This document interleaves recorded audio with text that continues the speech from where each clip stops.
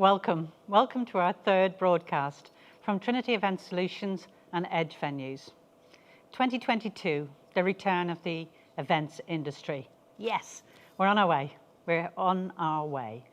We all have a part to play though. We need to have a greater understanding of each other and each other's challenges to support each other in the years to come. They have been tough to get here and they're going to get tougher as well as we transition back. We need to take time to understand each other and this is what it's all about today. However, it's been our war. We will remember this time for many years to come. We will think about it, we will talk about it. But now's the time to rebuild and to reshape, ready and fit for purpose. We've got great staff that we've got to make sure are ready and fit for the new world. We've got to make sure our training is there and ready for them as they need it. They need to be resilient.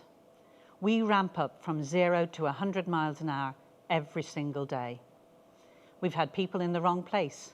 We've had the wrong people in place. Things have changed quite a bit. We need to move from crisis management to strategic management. Stakeholders who have never ever run events or delivered events are part of our industry, and we need to really help them. We're here today to start that journey after many false starts. Many of you were with us for the last 2 broadcasts. We had lots to say then, and we were very, very hopeful. But to make 2022 an amazing year, that's what it's all about now. We want it filled with fun. We want to be laughing again. That's what our industry is all about. Laughter, fun, but also about fulfillment, great business and success. To do this, we need to work together. We need to collaborate with hotels and venues to help you get back to where we need to be, with corporate buyers to give you the tools to make great decisions, and with agencies who've been really hit hard. We're here to help and support. But let's go through the agenda for the day. It's a pretty packed agenda. I've no doubt we'll change, and you never know what might happen on the world stage today, as did the last time. However, we're going to look at the state of the industry. We're going to have a hard look at that. But our industry may have stopped, but the world and many other industries did not stop. They've moved on, and we need to run to catch up. So we're going to look at a world view and what we can learn from that to help us to be more prepared. We're going to share with you our response. We've not stopped throughout the pandemic, so therefore we've lots to share with you. And we are equipping you and our own teams to be better at what we do and do business better as we go further forward. However, we're all delighted on this couch to see the topic of sustainability seriously to come to the fore. So we'll be ending the day with an interview with Dale Parmenter from DRP Group. And it's in DRP Group's studio we are in again. They have supported us hugely throughout this journey with giving us access to these facilities. They have an amazing team here, and I must say, whilst it's been nerve-wracking to do these broadcasts, they've made it so much easier. So here we go. Let's take it and let's have a look at what we've been through so we can pay a bit of respect to the journey that we've come from. Let's have a look at some headlines.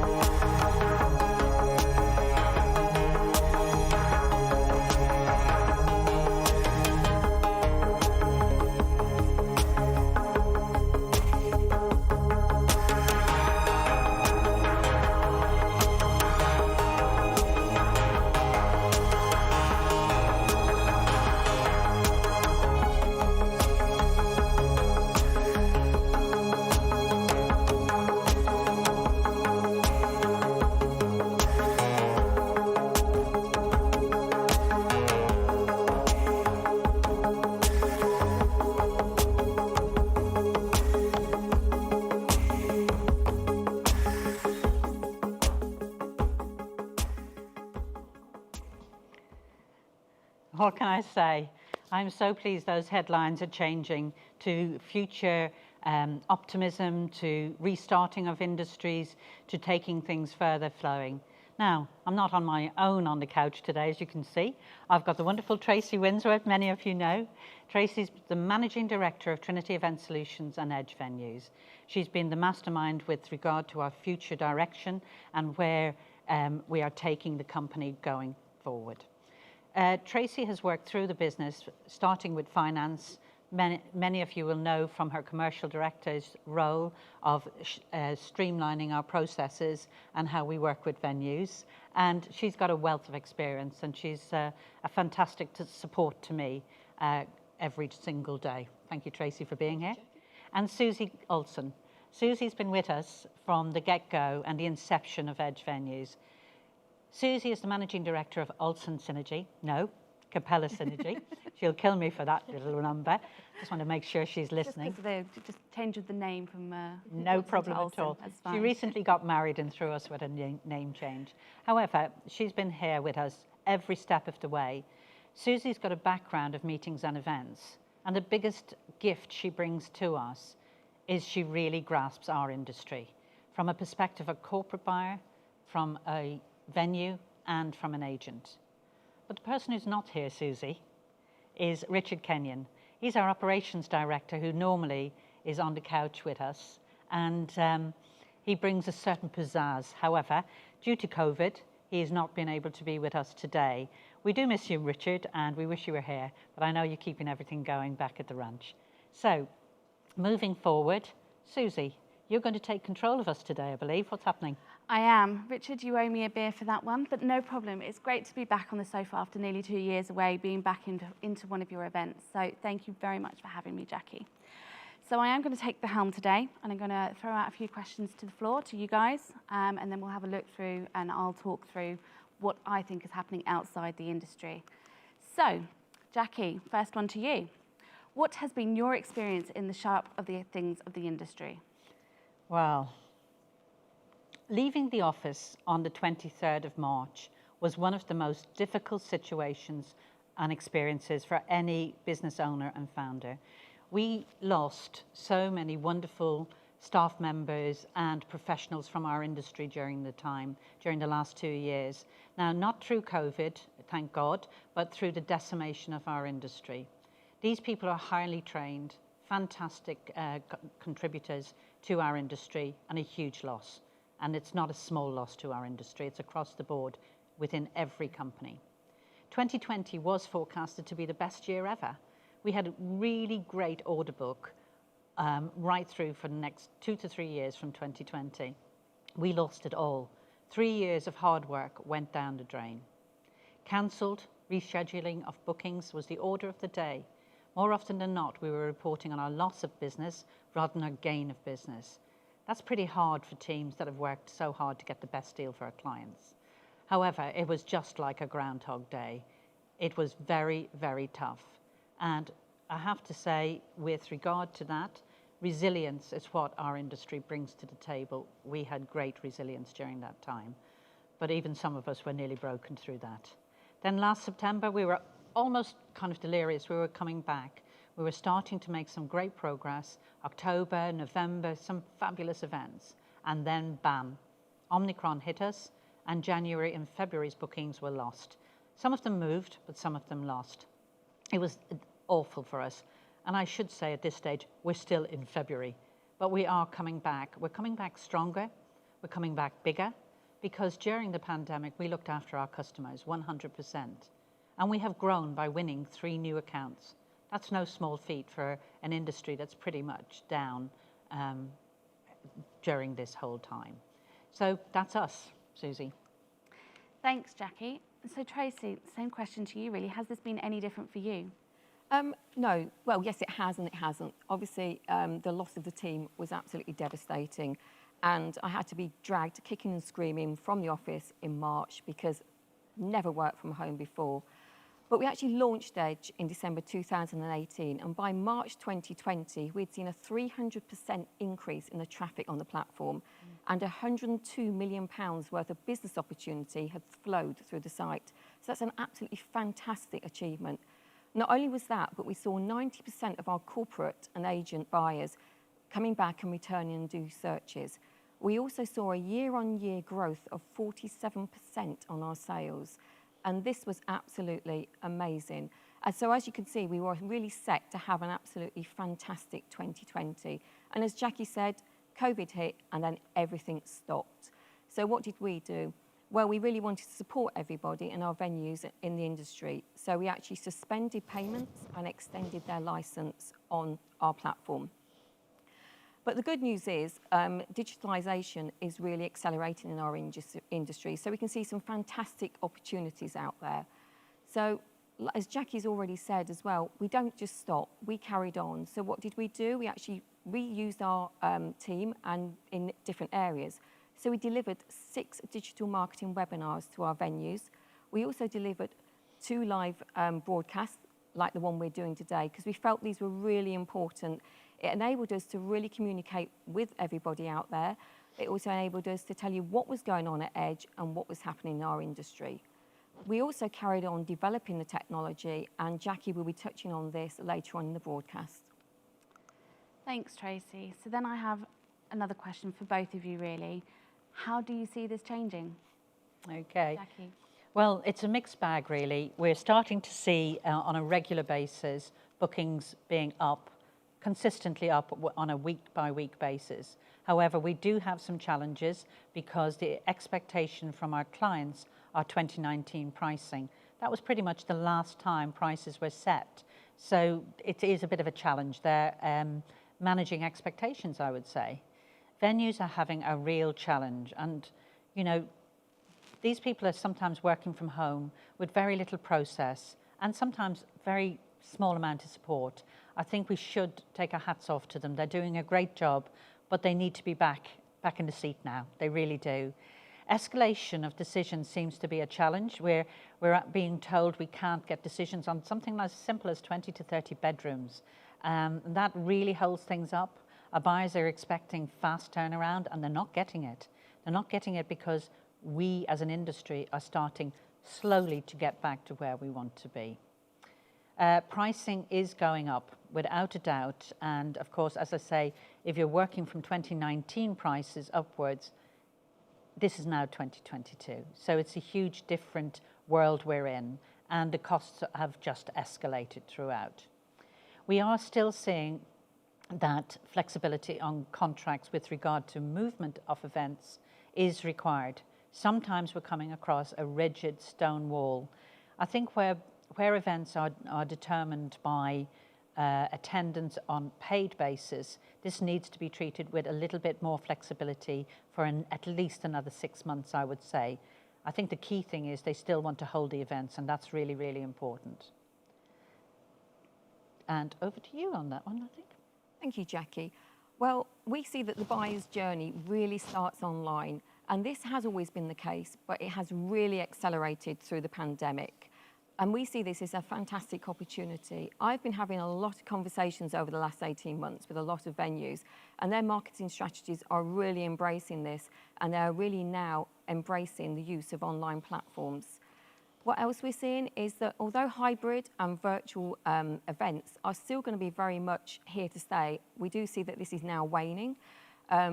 We feel that hybrid also is quite resource led and also can be very expensive. So, but we do see that face-to-face is really accelerating. We see there's a real huge appetite now. I mean, myself and Jackie have been to 2 industry events this week, and this is very obvious that people are so keen to get back out there on the face-to-face events. And the final thing is, it's just really exciting at the moment. Every day we come into the office, we're getting new inquiries, but they are slightly varying now. We can see there is a slight difference following the pandemic, but this is actually bringing huge positivity to everybody in the company. Thanks, Tracy. Yeah, that's, however, I'm really interested, though, for the whole industry, is what's been the most and biggest, most exciting thing that we are seeing that will impact our future of our industry? Susie, what's your thoughts? So obviously I work across multiple sectors and everything, and I think there are 2 key things, 2 trends that I'm seeing coming through. and that's mental health and sustainability, both high on the agenda now. I think everybody is so very aware of everybody's mental health and looking after everybody within the workplace, but also seeing the need to be able to get out and interact and engage with one another. And again, sustainability for businesses, they want to get people back together in a meeting room together, but is it for the right sustainable reasons? People are now considering the virtual and hybrid options to see if there are ways of making that work. And you, Tracy? Cost of sale is going to be in the forefront of everybody at the moment, and that isn't the exciting bit. The exciting bit, that the acceleration of digitalisation is really going to help to bring that cost of sale down. It's going to help save time on resources. It will also really reach out to audiences that more efficiently and a lot quicker than we could ever do before. So that's what's exciting for me, digitalisation. I think as well, Tracy, is the lack of staff are going to force those process efficiencies, really, aren't they? No, definitely. Very true. My one is the professionalisation of our industry. We cannot be left on the sidelines again. We felt during this pandemic we were sidelined, and we were a disposable industry. And for an industry that's worth 70 billion, I think that's wrong on every level. But we should take that on board and learn from it and make sure that we have a voice in the right places at the right time to make sure that we're positioned well. Should anything like this ever happen again, we need to take stock now. That's my theory on that.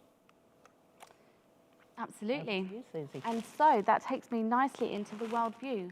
Having a look at what's been going on over the last 2 years, I think everybody can completely agree, time is precious. The way that we work has changed significantly, making the ability to collaborate in real time even more necessary. What we've seen from the pandemic is a shift in the way people behave, and people are more aware of this. So in 2020, the acceleration of consumer behaviour landscape changed due to the impact of the COVID-19 pandemic. So what does this mean? More consumers began shopping online and became selective with their purchases. They also wanted to build connections with the companies that they bought from them. It's all about brand awareness and building that relationship with their audience. Using marketing technology, we can create a professional and experience start to fresh. So what does that mean? Here are just some of the few key stats that I found that happened over the last 2 years. 85% of marketers increased their social activity when the pandemic began. 75% of consumers took a new interest in online activities in 2020, and 75% increased their company's credibility and trust through digital marketing tactics. 85% believe consumers expect a personalized experience, and 86% increased brand awareness using one or more digital marketing channels through digital marketing strategies grew by 9.6 between 2020 and 2021. So this leads me on to today.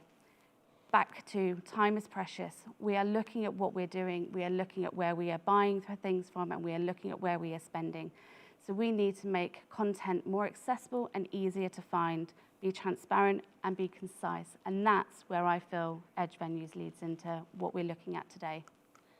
So really, Susie, personalisation that impacts brand, so connecting the two. So it's not just about saying we're open, we're saying we're open as venues, but we can deliver that personalisation at the same time. Absolutely. Through technology tools. Absolutely. That's what people want. They want that personalisation. They want to feel that they are part of the journey with you as well. Some amazing stats there and lots to learn from. Yes, Yeah. absolutely. Yeah, very good. So that takes us on to our response. How have we reacted to the pandemic here at Edge? Tracy? Well, we have some absolutely exciting news today. We're actually looking at the future direction of the company, and we've actually decided to merge Edge and Trinity, and Edge will be the leading brand going forward. Now, this is really a reaction to the industry and the acceleration in digitalisation. We feel that Edge is the brand to take us forward because it is forward-thinking and innovative, and we feel that that really shows and really will take us forward. But what does this really mean for venues, agents and corporates? Well, one brand will give clarity to all of you. And we also see that it's a technology tool with personality. It's a tool with backed up by a professional and knowledgeable venue finding procurement team. And what else does it mean for venues? Well, actually, venues can really control the way they look on the site. They have the ability to really ensure their data and their photographs are really showing them in the best light. And they also have the ability to put on engagements. Now, this gives them the chance to really make their venues stand out from the crowd and be in the right place at the right time when the buyers are making their decisions. So what else does it mean for agents and corporates? Well, the venues can show what they look like, but equally now the agents and corporates can really see what they have to offer. This also gives them the ability to save time. So the actual share and compare function that we have, it really does save huge amounts of time, because within minutes they can actually select venues that might be suitable, but equally disregard them within seconds. This will save them from doing absolutely hours and hours of work to be able to get that. And what does this mean? Faster decisions. And this is what we all require at the moment. We need quicker decisions. Availability is getting really low out there. So the quicker we get these decisions, the quicker we get these confirmations, then the quicker we can secure that space. And what else is happening?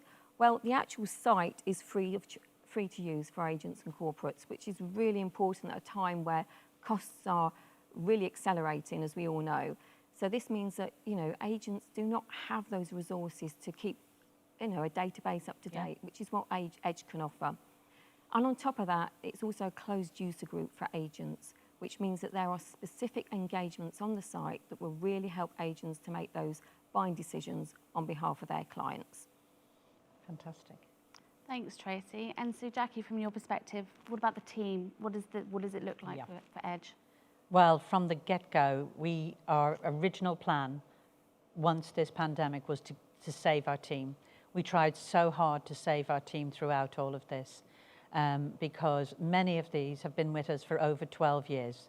They build relationships.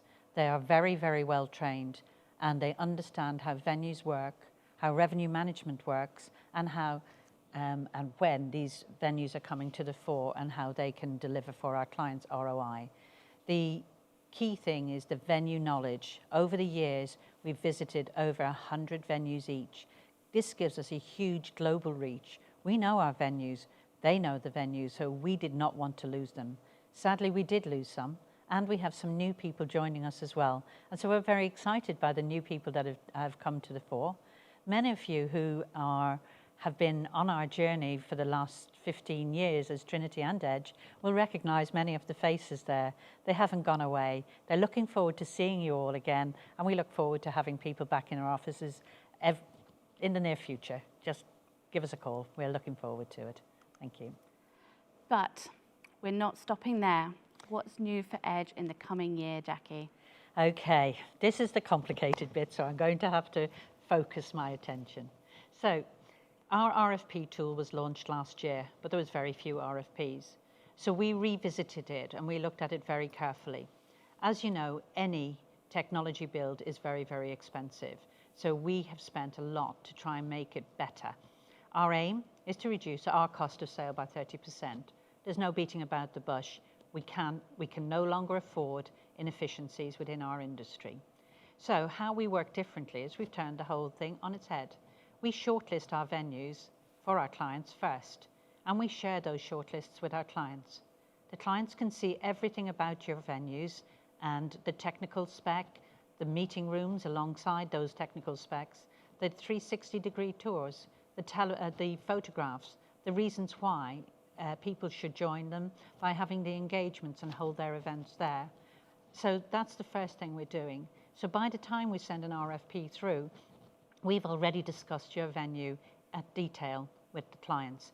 This is where we reduce waste. Our conversions need to be quicker, as Tracy said, but the conversion rate needs to be higher to get these cost of sale changes. So when we send an RFP, we only want a venue to tell us how much it's going to cost, can you do it, and why. We want you to be proper consultants, to really look at somebody's event and say, yes, we can add value for your event. We can go further. We can get them outside, get you outside for drinks reception. We can make a difference to your event. And that's where our industry really shines. They do it on site every single day, but sometimes you need to know about that before the confirmation is placed. So The data will populate on your RFP direct from your venue profile. You'll be able to see that full technical data, and the end result is higher conversions and reduced cost and time. This is our contribution to reducing waste in our industry. This is also sustainability in action. So, as I say, the RFP developments are well underway. But what about the future? We've got new developments coming. We've been listening to people like Susie who've been researching the world. We notice that people will buy when they hear about other people's experiences of those venues. So we're adding a lot more venue evaluations, like a TripAdvisor. The site visit reports will be enlarged, so people who are, when they're making their decisions, will be able to see what their colleagues are saying about the venue and their peers in the industry if you're an agency. We'll also have the videos attached and experiences. Everything about Edge now is about sharing information. And also, on top of all of that, we're going to have an enhanced corporate portal, which is already in place, but it's now being enhanced to a greater level in line with what our corporate planners are saying. We will continue to respond to the needs of the marketplace. We've got a great technical development team. We've got a great team of agents alongside us that will help us through it. But coming soon, we will also be coming out to the market to look at an advisory board from the hotels and venues sector to help us plan our next developments. And now, we've got a video. We will. So it's not all just about us, is it, Jackie? So we've got a couple of our customers that have wanted to share a few words with us as well. Hello everybody, my name is Stephen Flynn. I head up the events operation at Allianz in the UK. Jackie's asked me to give you my views on event planning in 2022.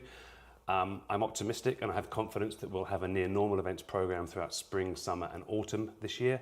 Where I have a hesitancy is for the winter months, between sort of November through to February for the winter that's coming.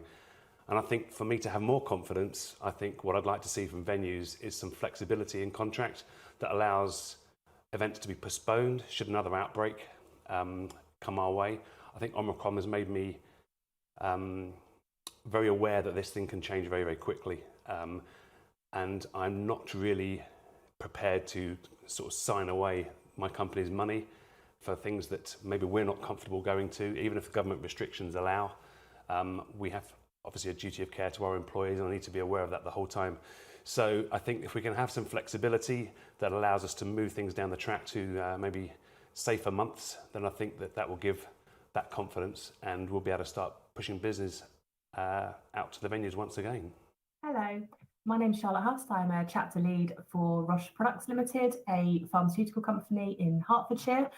Jackie has kindly invited me to submit a really quick recording for you guys to hear my thoughts on kind of coming back together and live events throughout 2022. So from a Roche perspective, we are so looking forward to getting people back together, back in the same room, and getting people face to face in terms of not only our staff for internal events, but also some of our customers as well. Feedback overwhelmingly from customers and internal staff has been that they would like to get back to face and are looking forward to the opportunity to do so. If not supported by hybrid, we do look to do hybrid where we can, but it's certainly not our preferred way of doing things. Face to face definitely works best for us and the information that we are delivering. In terms of what I guess we will be looking for from venues on a practical note is just some support and assistance in making our delegates feel safe from a COVID perspective, being really honest and realistic about the space that we have and capacities for some of the spaces. I think we have definitely seen that in the past that, you know, capacities are slightly over-egged. So yeah, just being kind of really realistic in terms of like people safety and so on, about the spaces that are being offered to us, and also just the ability to kind of highlight any sanitisation methods that are taking place. So that's kind of on a practical level. From a budgetary perspective, we are in, you know, we're not surprised that costs have are inflated at the moment in terms of kind of what we're looking for from venues. I guess just being mindful that it doesn't necessarily mean that our budgets have increased at all. Our bottom lines have also been impacted throughout the last 2 years. So our budgets haven't necessarily changed, and what we're being asked for in terms of spaces and so on is increasing. So just being mindful of how increased costs can sometimes make our events kind of outprice themselves, for want of a better word. That said, we are mindful and we're respectful and so thankful that the hospitality industry in the UK is surviving and has survived the last couple of years. And we are working as closely as we can with all of our suppliers to make sure that we kind of come to some really fair and mutually beneficial terms when we're working with them. I guess the final note from us is just that we are so excited about getting back face to face. We actually have our staff conference in March planned entirely face to face. We're not offering a virtual option. We really recognise the importance of reconnecting and giving people the opportunity to meet one another physically. So we have about 400 staff present, and I think it really pays testament to how excited people are, and that we've had something like 17 declines out of an invitation list of just over 420. So yeah, I guess what's made that possible is our confidence in our venues and our suppliers that we're working with, that we are all working to the same objective. We all want to get the industry kind of back up and running, and we're excited about this being the first of many that we're going to be running this year.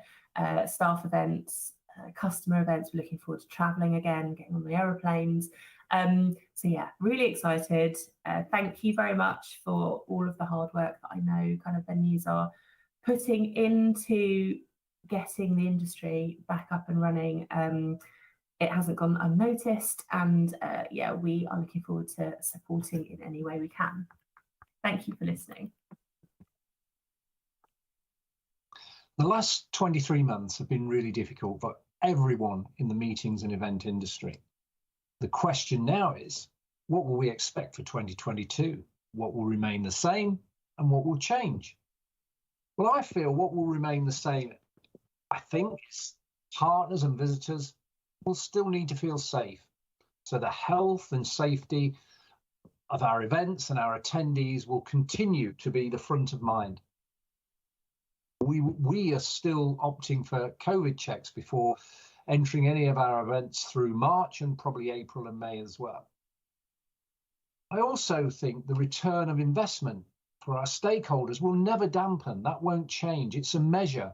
So in the commercial world of events, on-site costs can make or break an event. And don't forget, we're still only at the start of our road to recovery. So costs will be a major challenge for us all in 2020, just as it has been in the past.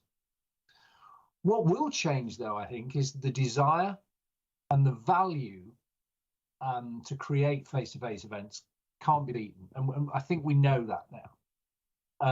We've been seeing lots of pent-up demand for in-person event experiences throughout the last few months. But what I think will change is there will be a much higher attendee expectations. I think all our stakeholders, visitors, delegates especially, will require better value for their time. And our events need to feel fresh and new. Our attendees are now tired of Teams calls and Zoom meetings. They want the live experience. So we're going to have to, I think, lift our game to match these expectations. Sustainability will become an even hotter topic throughout 2022. What with the carbon reductions that we've seen underlined by hundreds of businesses across the sector having signed up at COP26. So sustainability is high on our agenda. And I think it will be high on everybody's agenda throughout 2022. Technology will continue to change and the way event organisers work. got to be smarter, more efficient. And that's one reason why I applaud Jackie and Trinity and Edge for continually trying to innovate their systems and their processes. And generally, just what they do, always trying to keep one step ahead. So well done, Team Trinity. Keep up the good work. Wow, great words there from Steve, from Charlotte, and from Chris. And all of those companies, Roche, Allianz, and Bauer Media, have been amazing support to me personally and to our team. So thank you back to them for this journey. However, some very interesting words about safety, about pricing, about sustainability. Music to our ears, Dale. Yep, absolutely. So I'd like to introduce Dale Parmenter, CEO of DRP Group, big supporter of Edge and Trinity over the last 2 years. We've really got to know each other, haven't we? We have, very much so, yeah. So collaboration really in action. Oh, I think our industry thrives on the collaboration. Yeah. Absolutely. And we've seen more of that the last 2 years. It's brought our industry closer together. Suppliers, clients, agencies working together, which is great. And I just hope that continues on. You're absolutely right, because a lot of people haven't really appreciated the supply chain during this whole piece. But also, if you look outside of our industry, there's been huge companies embarrassed. They've lost market share. They've had big damage done to their brand because of the lack of delivery on supply chains. Absolutely, absolutely. And that's where we fit. And it is, and it will take a time to recover. It will. You know, we've lost quite a few suppliers in that supply chain. Yeah. Freelancers have gone off and done other things. Yeah. People have left the industry, retired early, gone off and done to be a hairdresser or whatever, and we've had a few of those. So it's going to take a little bit of time to get that recovery back. But I think there's going to be, what was just said on there, a pent-up demand. There is a pent-up demand, but my fear is there enough supply and resource in the market to be able to feed that demand? So managing supply is going to be critical. Absolutely. Right. But you and I have gone off-piste already, haven't we? I was going to say, that wasn't the question you were supposed to ask me, but there we are. No, indeed not. And that's why people are looking in, because they know what we're like. Yeah. But sustainability is really high on the agenda now, but it's always been high on DRP. Yeah. I mean, we've been on that journey for probably over 15 years. It all started with, anybody who knows Sam Wilson, who's one of the leaders in our industry around sustainability. I saw her on a panel at Vinopolis, of all places, years ago. And we had a glass of wine afterwards, and I said, we need to get into this. And she's helped us. She's still our consultant here. We were the first to gain, originally it was the BS 8901 sustainability standard, and then we were the first agency globally to gain the ISO 2012 one, which was post-Olympics. But I've always had a view, and I was right then when we started it, this is a tick box exercise. Yeah. And it's got to change from being a tick box exercise. So for me, it has to be tangible. We've got to watch the green washing that goes on and the comms that come out. So everything that we've done is to make it real. Yeah. And real tangible objectives, KPIs, because I think some people think it's all a little bit tree hugging and a bit fluffy, but it's not. I mean, if you look at our objectives, they are absolute. They're KPIs, measurements all the way through. Yeah. And of course, sustainability isn't just about environment. No. We base something called the triple bottom line, which is going to become much more evident now. The 3 Ps: people, planet, profit. And That's good to hear. And it's like a stool with 3 legs. And if you have one of those legs is a little bit shorter, then the stool is rickety. If one of those legs isn't there, it falls over. Yeah. So you have to have an equal balance between people, planet, profit. And people sometimes get hung up on, profit, that's a bad thing. If we don't make profit, we can't support people and planet. Yeah. So there has to be a relationship, and that's how we now look at sustainability, is that big holistic view of creating basically a sustainable future and a sustainable business.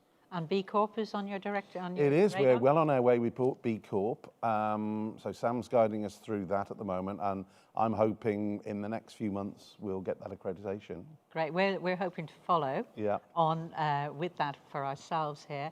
But of course, you and DRP Group and Trinity and Edge have been working hand in glove, and the selection of venues, which we're supporting you on at the moment. Absolutely, and that was one of the first things that we did when we put the systems in place. Is, well, what about venues? Yeah. And said, okay, let's be bold initially. And it was, right, if a venue could not demonstrate a sustainability policy of any way, shape or form, then we wouldn't put them forward to a client. Now that's moved on because virtually every venue now has got a sustainability policy. So now what we're looking at is what can you demonstrate, waste control, purchasing locally, what's your supply chain? The numbers. Yeah, and again, we want measurements, we want facts. We don't just want a document that says you're going to do it. We want to say, what are you doing? Yeah. So, and Sam said to me right at the beginning, what will happen, and she was probably ahead of her time 15 years ago, when it gets to a pitch situation and there's nothing between either the agency, the production company, or the venue, then the clients will start to look at other things, and the other things will be sustainability. And she was absolutely right 15 years ago, because that has now come true. So if you've got two venues, two agencies, whatever, we say, okay, what is the added value beyond that? So let's go for the venue that deals with waste in a different way, uses sustainable products, sources sustainably, their supply chain is monitored. All those key things will now come into play. But there's also a huge benefit for a corporate who's also out there vying for business in their own right to have demonstrable corporate governance values. Yeah, so it's not just a one, it's all three legs on that score. But I talked to quite a few, in-house corporate event organisers. Yeah. And one thing I've got from virtually everybody is they want their events to be sustainable. Yeah. With whatever industry they're in. However, their sustainability department is not geared up to advise them how to run their event sustainably. Exactly. Because, if they're in construction, of course they're going to be, how do we do a construction site sustainably? Not how do we run an event? And that's where we come in. We can support and help, and we can question. And there's a myth around that, but there's also a myth around sustainability is going to cost more money. That's and true. It's not. We can make some significant savings. Yeah. One example I use quite a lot is on waste, particularly if we're doing, say, a food conference, exhibition. That food is good enough to go to food banks, it's good enough to go to farms, and what would have cost, we've got one client, what would have cost £4,000 to go to landfill cost nothing. So it's a £4,000 saving to the client. So it's a win-win situation, and there's loads of those examples.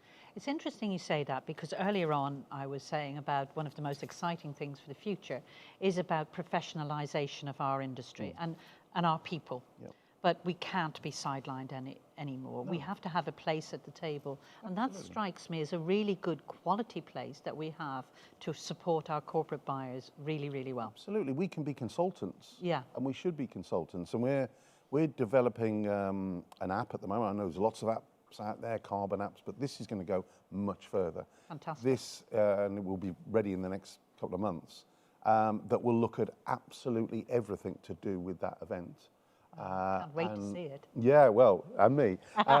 So a project manager will sit there and just add in against agreed KPIs with the client and with the venue and with all the other supply chain. And then at the end of it, there is a report that says, okay, on waste we did this, on power we did that, transport we did this. And we can even start to look at well-being, equality, all those other issues that fit under sustainability. Yeah. Was the messaging right? Did we look at the content from the point of view of the audience? Well, that sounds a bit obvious, but sometimes, some of the other times the audience can sit there and it can go whoosh over their heads.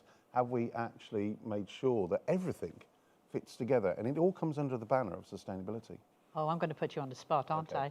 Go on. You're going to come back and tell us all about it and do a demo at a later date? Yes, absolutely. I'd like that we very, can do very that. much. Yeah, very much so. You do realise they always say never work with animals, children and tech. Yeah, well, yeah.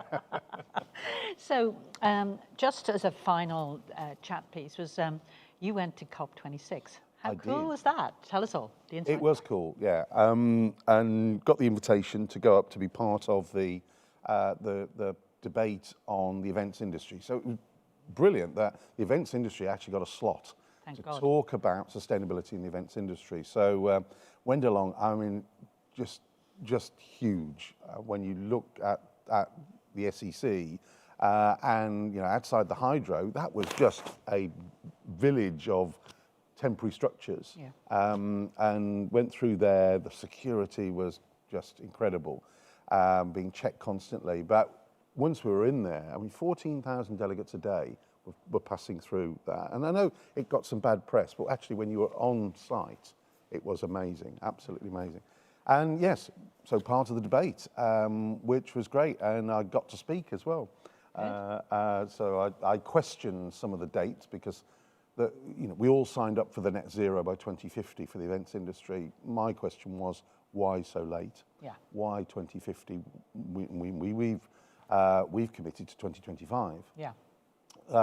But because the UK is quite advanced on sustainability, and even in our industry, even though we may not think we are, compared to a lot of other countries who are not even got going yet. So we have to allow for the other countries. But I think in the UK, as an industry, we can be there a lot sooner. And we'll win more business into the UK as a result, really, won't we? Hopefully, yes. We'll become much more attractive from global organisations to come to the UK. But there were some great stories. There was the New York Convention Centre told the story of where they've converted their roof into a living roof. And they've got bee hives up there. They make honey that then is served down in the food. They grow food that goes down into the kitchens. And there were some wonderful stories. So I think it's how can venues and agencies and production companies think differently and think creatively. And it won't cost a lot of money. I totally agree with you. I now have a vision of a chef on a rooftop in New York, so that probably needs to get out of my head quick. But two things strike me is one, your experience of COP26 and that as an event of firmly placing the UK on the events arena and agenda for events. And I recently, and I was posting like mad on LinkedIn about this, but I watched the Brits, and a lot of that music is not mine, but there's a lot of rap there. I'll get my head around it someday. But actually, I was fascinated by the production of that whole event. The use of space, the creativity of how to manage audiences, to show awards dinners in a whole different world. It's a great advert for the UK. What's your final word on that one? The tech was amazing. The production, whether you like the music or not, is neither here nor there. That's true. It's a great advertisement for British creativity, British technology and tech and support. And we know we're a centre of excellence. What we need to do is get everyone to make that connection between what they see at the O2 on the Brits is the same industry as what produces that sales conference in a hotel in Milton Keynes or whatever. It's the same people, it's the same industry, the same technology, and we've got to make that connection that the events industry is huge in the UK, and we lead the world. Great. So 2022, the return of our meetings and events industry. Absolutely, with a vengeance, I think. With an absolute There is a pent-up demand. And I was at a leadership meeting with a lot of my peers last week, and they're saying, well, the industry's saying maybe 2024, it comes back fully, then 2023. And I said, I think it will be this year. It will come back with a vengeance. There will be a spike because I think there'll be a lot of events that were postponed that we're now seeing now running. So I think there will be a spike, but then it will settle down. So quarter 3, quarter 4, well, certainly by the time we get to quarter 4, I'd say we're back where we were 2019, if not bigger. And agencies like us, we're already working on 23, 24 and 25. Yeah, the inquiries are coming in. And finding that, some of the space is not available, that people think there is. We're struggling with space at the moment, absolutely. And some of the clients are thinking, gosh, there's nobody using venues now, so they'll get a deal, but they're not. That perception with clients, and we've had a few conversations with clients saying, I can get a deal and I can get whatever space I want. Neither of those are true anymore. They're not. No. Dale, thank you very, very much. And thank you again for supporting us throughout the pandemic. I owe you a big glass of wine. Excellent. Okay. I look forward to that. However, we do have some questions and we're running low on time. So Susie, over to you. We do. Thank you for those that have sent some questions in. So the first one for Jackie, it's from Martin. What are the things that need to happen for the events industry to go back to normal? i.e., is it demand for venues, staffing at venues, suppliers delivering, or that keeps delegates happy? I think it's all of those things. And when you were listening to the video footage from all of our customers, all of those came in there. I think we've got to reassure our corporate buyers that they are taken seriously. They're not going to be thrown to the wolves if they sign a contract. They need support still. They don't want to be pushed out into a situation that they can't get out of in the event that they sign on the dotted line, pay up front, and take their business seriously with us as an industry. So I think it's a bit of everything there, Dale. I think so, and I think I'm hoping we come out of this that our industry is treated more seriously as part of the comms package, and as a very important channel. We now have the power of face-to-face, but I think also it was picked up on one of those comments there about the ROI of what are we trying to achieve with this event? Yeah. What do we want the audience to do differently when they leave that event? Yeah. So we're in the business of behavioural change. We always have been, but now that's going to come to the fore. And we need that message to be very clear at all levels, at government level, at corporate level, you know, at venue level as well, and agency levels. We need to treat our industry seriously. I think it's made us grow up as an industry. Absolutely, yeah, it is. And, you know, we're not just parties, but parties are really important. And actually, parties are going to be very important as we come out to make people feel good. So it's got to be a bit of a mix of everything. Reward and recognition is huge. Is huge. Yeah. That's something that Dale and I are going to be talking more about in the coming months. So that's really good. I hope we've answered that. Yeah, thank you. So the next one from Faye, this is for you, Tracy. Hi everyone, how do you foresee the pipeline for European events, and how can overseas suppliers, in particular DMC, support you for your clients and their future events? Okay, thank you, Faye, for that question. We actually have seen a number of international events, haven't we, Jackie? Which actually surprised me because I didn't think that they would come back as they did. So, yes, there is obviously a need for international events, but I'm going to pass to Jackie on the DMC side of things and how she sees that working going forward. Tracy's right. The demand for international has grown substantially. I was expecting that to come about 6 months on from, say, now. But no, it's definitely coming in strong and hard at the moment. With DMCs, we are desperate for good local knowledge. Nobody has a database that will tell you what's happening in Barcelona today that they had built 3 years ago. It's got to be local knowledge, and it's got to be now. DMCs do need to rise up as well with how they're supporting and be very vocal about it. Use social media about flying the flag for those destinations, show what they can do, show what's new in the destination as well. Dale and I, both companies are working on a lot of events in Barcelona at the moment. And wow, you know, our knowledge is at that level. But since we've started working on it with the help of DMCs, it's at that level, which means our corporate buyers are buying with some integrity. And I'm very pleased about that. Good. Okay. And one for Maria, this, Jackie, is for you. Are you finding with inquiries that companies are still requesting social distancing for their meetings despite there being no legal requirements? Good morning, Maria. Nice to hear from you. It seems like the Eurovision Song Contest, but we know Maria well. Maria, they're not asking for it so much, but there is an expectation of safety. There's an expectation that in the event that something happens, they can turn their hand fairly quickly.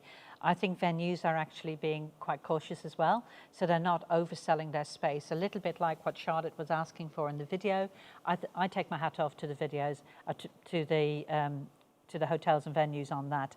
They are taking it very, very seriously indeed.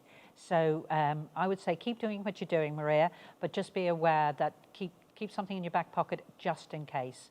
But definitely it's a good selling point. And Karen, this is for you, Tracy. What lead-in times are you seeing? Is it mostly short lead, e.g. the next 2 to 3 months, or are we starting to look longer, Q4 of 2022?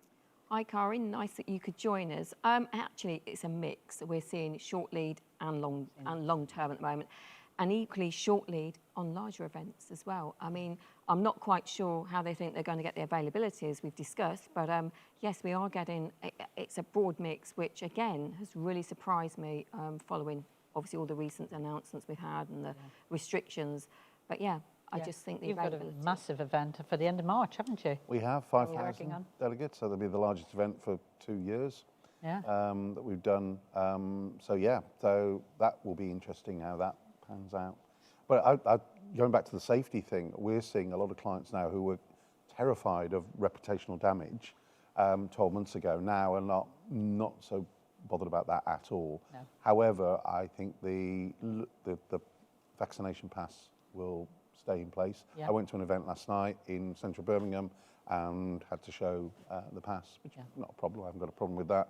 And they were still using face masks in open areas, but once they get into the drinks reception, you can take your face masks on. Yeah. And I think that will be down to individual clients to decide on that. But I think the vaccination passports are going to be around. Yeah. Not necessarily imposed by the government, but imposed by the organisers. Well, we were at an event last night and all the staff were wearing face masks. Were this one, yeah. But the sales team that we were working with were not, which I thought was really good because that was hard for them, I felt, to be sitting with us, having to have a face mask on and trying to sell to us at the same time. So that was a step forward, I believe, for us. So, conscious of time, I've got 2 more questions for you. So this one is for you, Dale, from Melissa.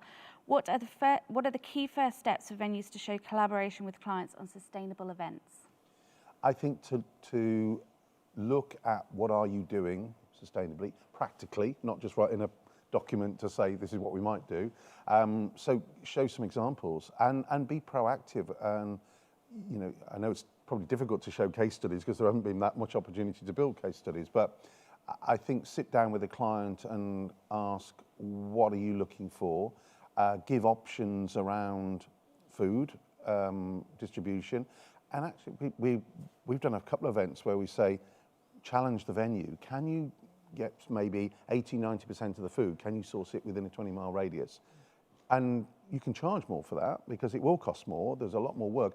But actually, get the chef on the stage to talk about it at a gala dinner maybe. It adds to the theatre. So rather than just say, oh, it's just sustainability, we're going to do something sustainable, add it to the whole experience of being at the venue. I saw a venue last week, it came through, and they will talk about everything to the delegates if they wish. And delegates want to know these things as well. So what can we do? What are the practical things? That's the big thing. What's the practical things? Forget the policies and all that stuff in statements, but what's the actual practical things we can do? And sit down with the client and try and align also with their sustainability policy. And if you go online to virtually every client, you will see majority of now in their sustainability bit on site, we'll have a link to the UN Sustainable Goals, which is what we're linked to. Yeah. So you can say, oh, they're really hot on equality, or they're really hot on supply chain. So you can link what you're doing to what they're doing. So do your homework, really. Absolutely. See what they stand for and say, okay, what can we do to support that? Yeah. And I'd like to just add a little bit for Melissa as well, is I walked into this property here, this studio's over near Droitwich or Kidderminster, which is near Kidderminster, and you can feel it. It's in every nut and bolt of the building, and actually sometimes venues forget to make sure that they're doing so much, but they don't showcase it. Showcase it. Yeah, but also show what you stand for. I mean, here we have no single-use plastic. So if a client walks in with a bottle, we would ask them to take it away. Yeah. You're not coming in with that bottle. Yeah. And you have to stand for that. If that's what you stand for, that's what you stand for. Really? Yeah, indeed. Make it clear. Yeah, we don't do searches, I mean, I've said about it. Good. Thanks very much. We're very close now. We are very close. So we will just take this final question, which I think actually wraps us up nicely, which is from Louise to Tracy. When do you anticipate the new structure with Edge and Trinity taking place? Well, there is going to be a transition period, I believe. It's going to take time, but the Edge is going to be out there straight away. We're going to be pushing it out really straight away, aren't we? But there's a transition period for some things in the background that will take time. But it's out there, really. It's Edge going forward, and that's what we're going to be promoting ourselves for. So it's Edge venues all the way. Edge venues all the way, yes. So that brings me to a wrap and say thank you very much to everybody on the settee here. And Dale, again, thank you for all your support. Susie, amazing, thank you so much. But big up for Trinity team that are based back in the office, and Tracy leading the way. And now we move on to Edge venues going forward. And also, I'll just jump in, a big thank you to Jackie as well for everything we've been through, and also for the support she's been given to the industry and everything that she's been promoting on all the social media channels with help from Susie, obviously. But I think, Jackie, you know, you are really leading the way on this, and I think it's a big shout out for you as well. Well, I wasn't expecting that big number, but I'll take it. Thanks very much. Now, we're going to leave you with a short video of just what's going on Edge for those of you who have a few more minutes to just sit and join us. Thank you very much, everybody, and we see you again soon, hopefully a live event. Thank you. Thank you.